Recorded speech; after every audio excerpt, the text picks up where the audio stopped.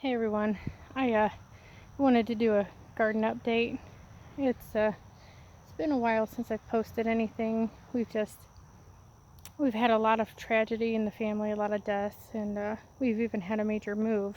So I just wasn't able to really post anything. This is our new garden, and it's not quite where we wanted. Where we wanted it was over here in the pasture, so we could move it closer to the driveway. It would have had more sun. It would be in full sun right now. So it gets sun till about now. Well, the back half gets sun till about 3 o'clock. But all this, all the way back to the yellow truck or van there, is our garden.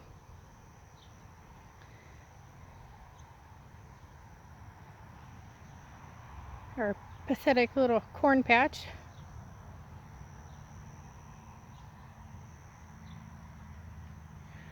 So everything is popping, everything's producing, except for my melons. I can't seem to grow melons for some reason. These are my melons. They look great. The vines are great. A lot of flowers. Sorry, I'm a little wobbly. A lot of flowers. I've even seen a bunch of these tiny little ants all over them and in the flowers. So I thought, oh great, these little ants are going to pollinate it. Nope. There's, I don't know. Let me count how many plants. Okay, I got 6 plants, and of course, when I'm making this video, they're going to make a liar out of me. I went through and I've been looking and I could not find any melons anywhere. This little area right here, just before I recorded this video, I pruned some of the leaves out, hoping that maybe pollinators could see the flowers better. So I'm going to do that to the whole lot. I'll just prune out some of the green. Maybe the pollinators can see the flowers better. You know, if I didn't have this much stuff growing in my garden, maybe the pollinators would have found it already. But I mean, look at this. This whole area back here is nothing but winter squash, and the flowers smell amazing. And so all the bees and everything are over there. Okay, so when I was, now where'd it go? Ah, there it is. I found one. Where is it? I can't see it in my viewfinder. Ah, there it is. I found one little itty bitty melon while I was counting plants. Let's see how little. I have small hands, so it's still pretty little. That's the only one I found. I wonder if that's one that I hand pollinated. I really don't want to hand pollinate all these. I'm thinking I might have to. Because that's the only one I found. Oh, that stinks. Yep. The plants look great. They look amazing. I don't know why they're not getting pollinated. I don't understand it. Because just not even 1 foot away is my watermelons, and they're going like crazy. Here's a melon. I mean, right there.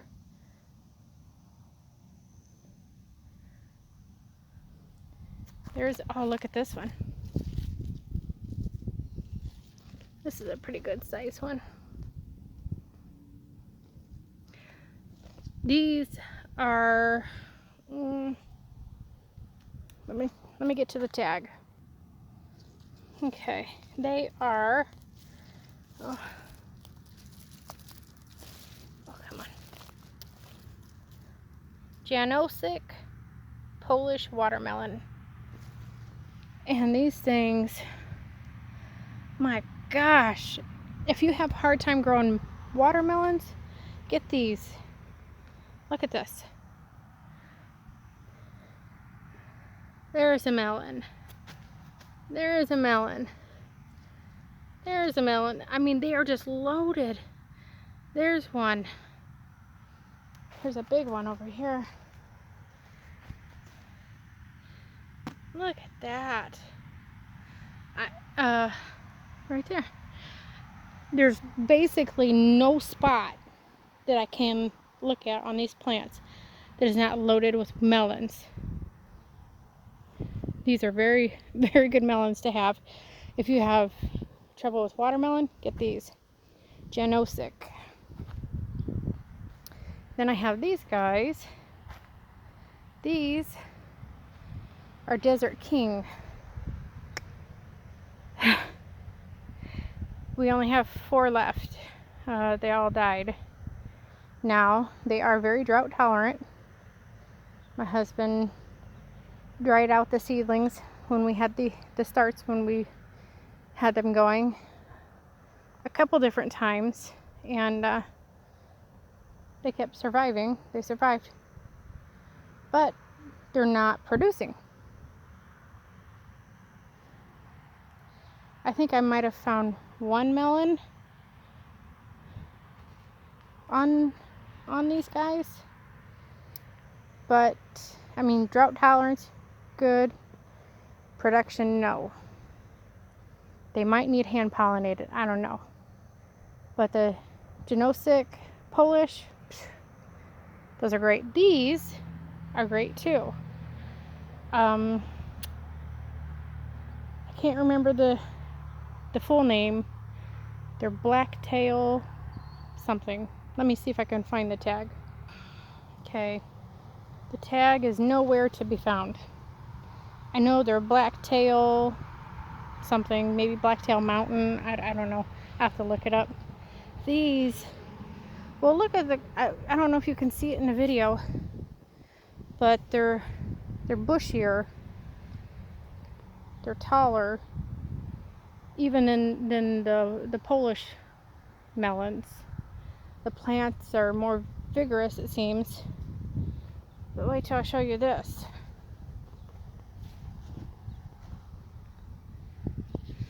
Look, oh, come on, focus. Look at that, baby. That's exciting. That's pretty good size. I have several that size off of these. And like the Polish melons, these are loaded. I mean, you can't look anywhere without seeing a melon on these guys. There's another one. It's not as big yet. Little baby. This one. Oh, I can't wait to try them and see how they taste. Look at that. Oh, there's another baby next to it. Oh, you know what? That is coming in from... No, it's a blacktail. I got excited for a second. I thought maybe that was a Desert King because it's coming from that direction, but it's not. It's a blacktail. So, focus. And these, I'll do separate videos on all this stuff, but these are, oh my gosh, if you like zucchini, you should grow these. This is our first year, so I haven't tasted them, but everybody says they taste like zucchini. They get, shoot, my brain, we have a heat warning today. It's really incredibly hot, so my brain's shutting down. Zucchino rampicante. It's a Sicilian. They get 20-foot vines on them. These things are no joke, I tell you what. I've seen other videos on YouTube about these, and the people have like 1 to 4 in their garden, and that's it. Because they're so prolific and they produce so much. We have 40 something. We're a little crazy. So we built this cattle panel trellis, which is really cool. We're not finished with it though. We ran out of money. Those are all zucchini rambucantes. They get like a, I don't know if I said this yet, they get like a 20-foot vine on them. Oh my gosh. And we've seen them grow. Sorry guys, I'm really hot. My brain's just not working. We've seen them grow like a foot a day, no joke. So that's why we did as much research as we could before we started. Look at that. So if you can see the trellis, it's just a cattle panel. We took, I think it's a 6-foot wooden stake. It's pointed on the end. And we just hammered those in. Zip tied it. It was a little difficult. My legs are bruised up from handling the cattle panels, but it was so worth it. And then as they grow, they'll wrap all the way around across the top, and this whole thing will be shaded in. It'll be beautiful. So we're growing them on the inside this year. So next year what I'm going to do is I'll grow them on the outside. Along here on the outside of the trellis, and then it'll wrap around, and then on the inside, when it starts cooling down, I'll plant my cabbage and stuff inside the tunnel, and that'll help give them some shade. They'll get some dappled sunlight, but it'll give them shade, and that should work out pretty good for them. I had a few rambucantes die, so we just threw some tomatoes in their place. Probably not a good idea. But so we still need to, oh, I'm short, I can't reach it. I'm only 5'2". We still need to zip tie these together, and then you can form it however you want. And then the cool thing is because we don't have our greenhouse up yet, so we could, after everything's done or close to done, we could throw some plastic over this and turn it into a makeshift greenhouse, because we don't have our greenhouse up yet. And it's really strong. Look at that. This could handle a snow load. We're up on the Indiana-Michigan line, so we get like 20 below zero. It gets cold up here. So, but yeah, what I was saying, sorry, my thoughts are kind of scattered. For those people who don't understand the snow and the cold, you southerners, you know, if we did turn that into a little makeshift greenhouse, you know, it has to be strong enough to withstand the weight of the snow, because the snow gets so heavy and so thick it could crush it. But that's incredibly strong. I came out here and look what I found. My husband, he's such a dork. He picked some of my crooknecks and hung them on the bean trellis. I have to start picking zucchinis. I won't get into that. I'll make another video, because this will just get too long. But I found something that I liked better than the crookneck. It's a yellow squash, a yellow summer squash, but they're bigger. They get much bigger, and they're meaty, and they're just delicious. My poor tomatoes. We didn't get the tomato trellis. We got the stake up, but we didn't get, we were going to put some fencing up for a trellis. It just didn't happen. You do what you can do, and that's all you can do. We just ran out of time, ran out of energy. You know, this stuff's impressive. This is all winter squash.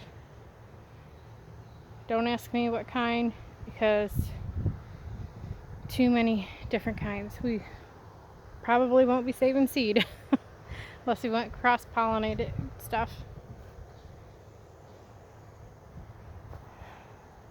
Some of it's a little yellow. We had some vine borer action. But one of the things you can do, like when the vine borers hit, if they get in your vine, well, you need to try to dig them out. But another thing you can do, try not to get electrocuted, is can you see what we did here? Let's see. It's not showing up very well right here. See this stem? We buried it right there. We buried all the extra stems. Bury the extra stems. You know, as your squashes grow out and vine, just throw some dirt on it and bury them stems, because they will grow more roots. And so if there is borer damage, it'll have a strong enough root system to support the plant. It won't die that way. These are some kind of pumpkin. Well, you can see right there. See a little guy. We've got everything you can imagine out here. We've got some kind of cheese pumpkin, Gerardale. We got a pink banana thing. Some butternut. Golden Hubbard. Come on, what else? I don't know. We just got all kinds of weird stuff. We tried to grow winter squashes that would get big, large squashes, but also ones that had great storage life. And then it'll feed us and the chickens all winter. Even if we only got one squash per vine, I would be okay with that.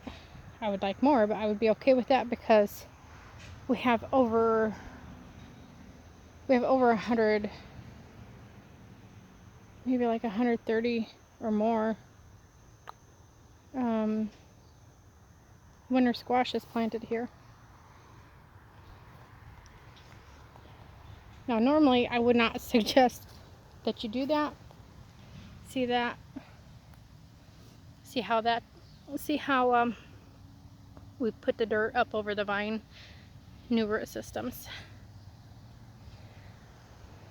Anyways, yeah, I normally wouldn't suggest that you grow so intensively, especially squash, but we are growing in really rich soil. We just, basically it's clay, so we brought load after load after load of aged manure and threw it down, and this stuff's just growing in aged manure. And then now we're starting to get some wood chips put down on top. The wood chips will help hold some of the moisture in, but it also will break down and turn into beautiful soil. See, like this whole vine is almost planted, buried. Let's see, look at that. Isn't that beautiful? Now, what I need to do, oh, there's another one. Come on, focus. What I need to do is come out here and go through all these, and anything that has a fruit, I want to, I'm sorry, I'm shaking, guys. Can't hold still. I want to come out and I want to put something underneath of it. I want to get it up off the soil. Even if it's newspaper or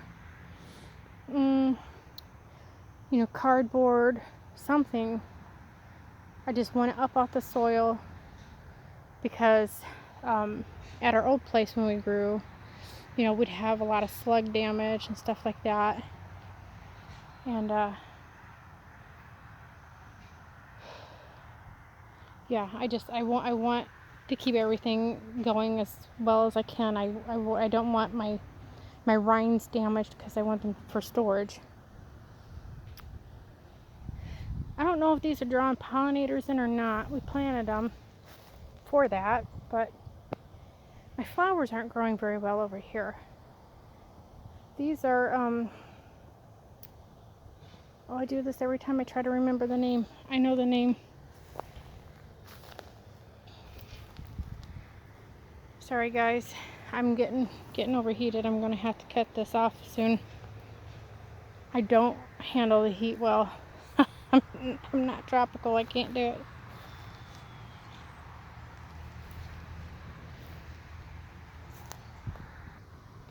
My husband threw some extra beans, so he just threw them there in the middle of the squash.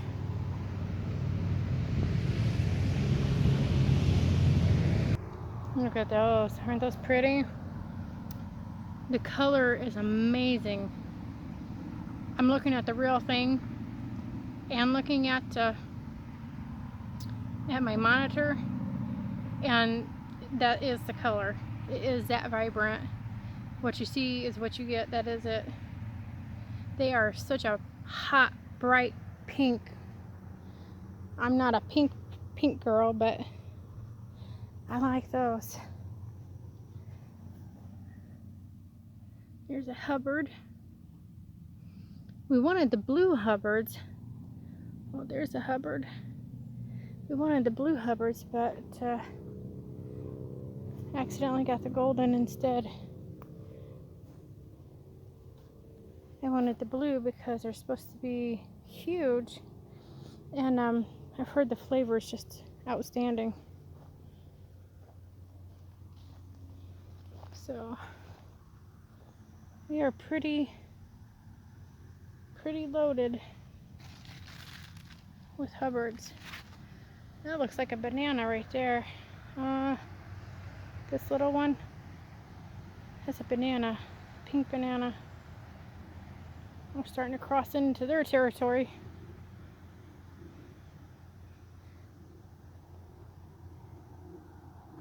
Oh, hold on. Oh my gosh, you guys. It's a good thing I had this thing paused. I said a few choice words.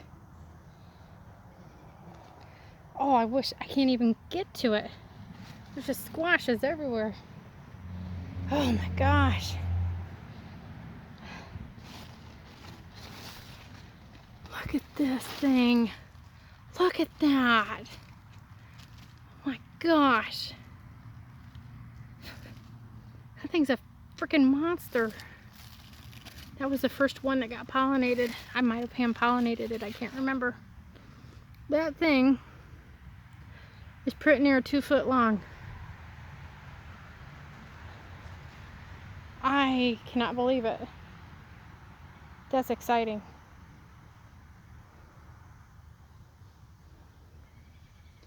Let's see, I'll see if I can get closer. I have to be careful. Look at this. This is what my husband did. He's an insane genius. You can't even walk through these things. Sorry guys, I just cannot do it. Can't get back there. I have a bad back, and I'm clumsy on top of it, so I don't trust myself to try to go through there. I don't want to damage any plants. That needs to go. I think it's is it pigweed? It's in the amaranth family. It's edible, but farmers around here hate it.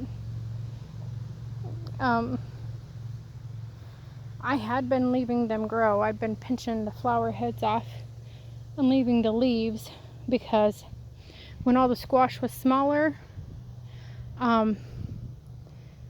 that's what the grasshoppers and everything liked, was the leaves of the pigweed.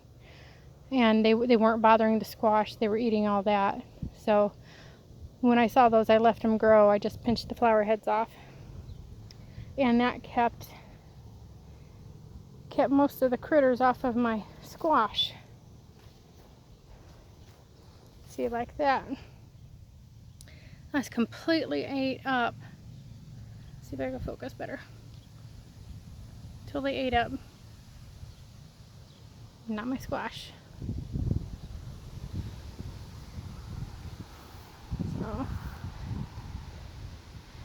okay. Well, there's more I could show you, but this is getting too long. I'm just gonna cut this off. I'll do some separate videos on my zucchini and stuff. All right, I gotta go cool down. Y'all take care.